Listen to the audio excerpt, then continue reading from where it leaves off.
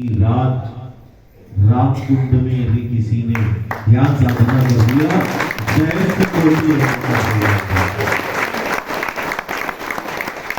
और देखो परिक्रमा वासियों को एकादशी राम कुंड में असर है।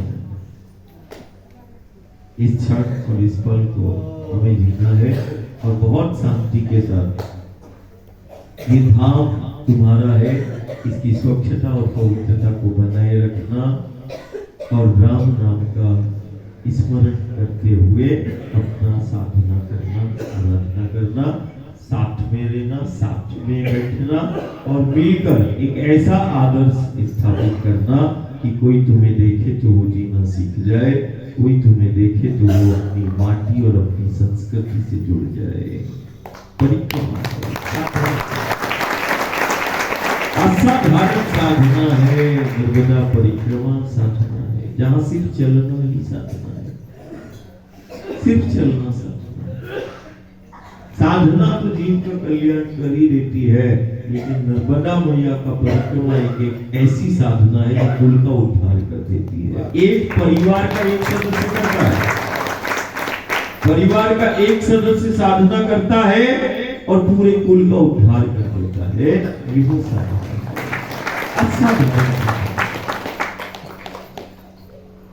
दुनिया का ऐसा असाधारण पथ सिर्फ भूमंडल में नहीं, ब्रह्मांड में नहीं है।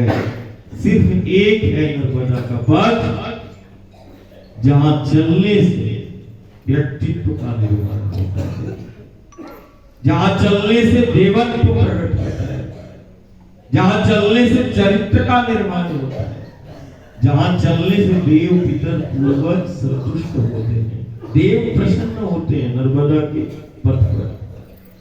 और जब कई जन्मों के पुण्य का उदय होता है, कई जन्मों, तब उसको कहीं नर्मदा के पथ पर चलने का अवसर मिलता है। इस नर्मदा के पथ का वो पथिक बनता है जब कई जन्मों के पुण्यों का उदय होता है, तब वो रेवा के पथ का पथिक बनता है। जब देव पितर पूर्वजों की कृपा होती है, गुरु कृपा होती है और कई जन्मों के पुण्यों का जब उदय होगा, तब वो नर्मदा के पथ का पथिक होगा। असाधारण है, असाधारण पथ है। इस पथ पर बिताया गया एक एक क्षण, एक एक पल, जो भी तुम करोगे वो अक्षय फल देगा। उसका कोई काट नहीं है। जो नर्मदा के पथ पर किया गया कर्म है वो अकाट्य है। ये वो पथ है जहां चलने से एक साधारण सा नर भी नारायण के पद को प्राप्त कर लेता है। ये वो बहुत असाधारण पथ है। जल मत समझना, शक्ति समझना, नदी मत समझना, साक्षात भगवती समझना। जीवंतता देखना है तो देखो 5 वर्ष व्यतीत हो रहे हैं, जल नहीं शक्ति है। अब तो जल भी नहीं है, अब तो वायु पर परिक्रमा हो रही है। वायु परिक्रमा है, चलते समय जल का बूंद नहीं। तुम सब देखते हो, देखो इस विंध्याचल को सतपुड़ा का असाधारण पथ मिला है। एक एक क्षण और एक एक पल इसको जीना है। नर्मदा के पथ पर बिताया गया जो क्षण है, पल है, वो व्यर्थ नहीं होना चाहिए। इस क्षण और इस पल को जिसने जी लिया उसने पा लिया। इसीलिए जीवन में अवसर मिला है तो इस क्षण और इन पलों को जीना। अब देखो रामकुंड के बाद मैया सागर से मिलती है या सागर चलकर मां से मिलता है। असाधारण है भरूच। अब ये सागर, रेवा सागर संगम तीर्थ की यात्रा अब तुम्हारी कल से प्रारंभ हो जाएगी। असाधारण। सागर ने तो मिल लिया या मां सागर में मिल गई। ये रेवा सागर संगम जो है, जहां मां मिलती है, ये तीर्थ स्वयं से मिलने का है, परमात्मा से मिलने का है।